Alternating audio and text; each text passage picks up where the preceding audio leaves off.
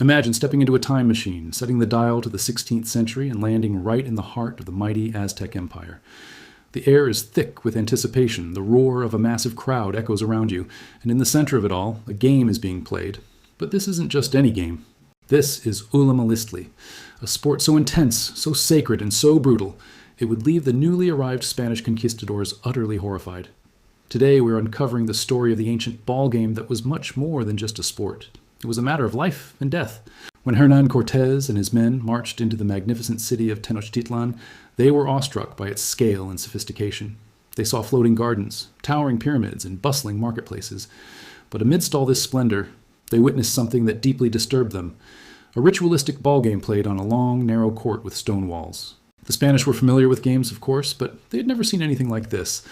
The game, known to the Aztecs as Ullamaliztli, had been played across Mesoamerica for thousands of years. The goal was simple in theory, but incredibly difficult in practice.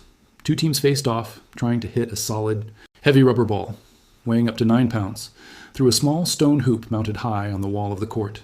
The catch? Players couldn't use their hands or feet. They had to strike the ball with their hips, thighs, and sometimes their forearms. Imagine the sheer force and skill required to propel a 9-pound rubber cannonball with just your hip, aiming for a tiny target several feet up a wall. The players were incredible athletes, often hailing from the noble class, trained from a young age. They wore protective gear like leather padding for their hips and knees, but injuries were still common and often severe. The solid rubber ball could break bones, cause massive internal bleeding, and even be fatal upon impact. The game was fast, furious, and relentlessly physical, but the physical danger on the court paled in comparison to what often happened after the final whistle blew. For the Aztecs, Ollamaliztli wasn't just entertainment.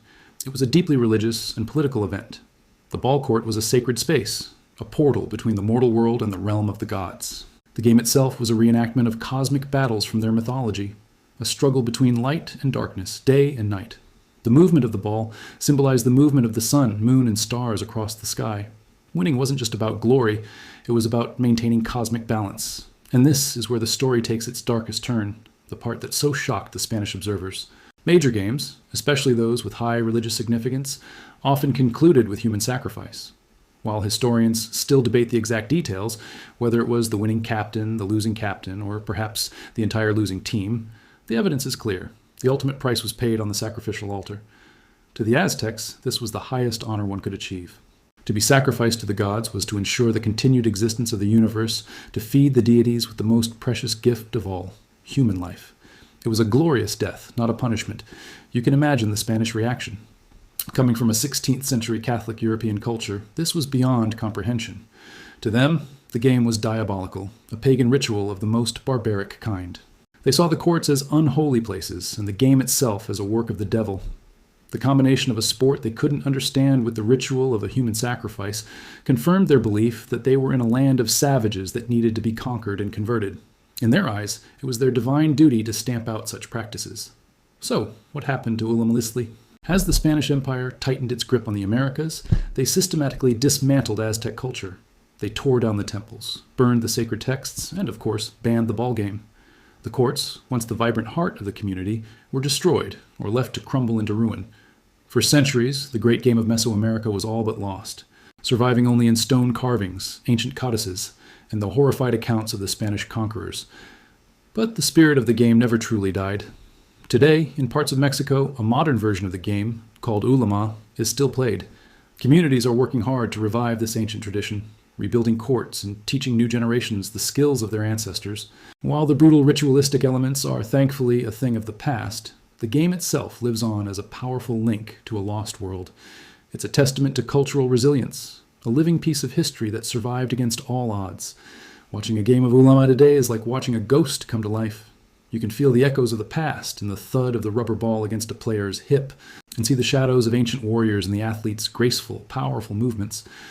It's a powerful reminder that while empires may rise and fall, the cultural heartbeat of a people can endure, preserved in the unlikeliest of places, like on a simple ball court.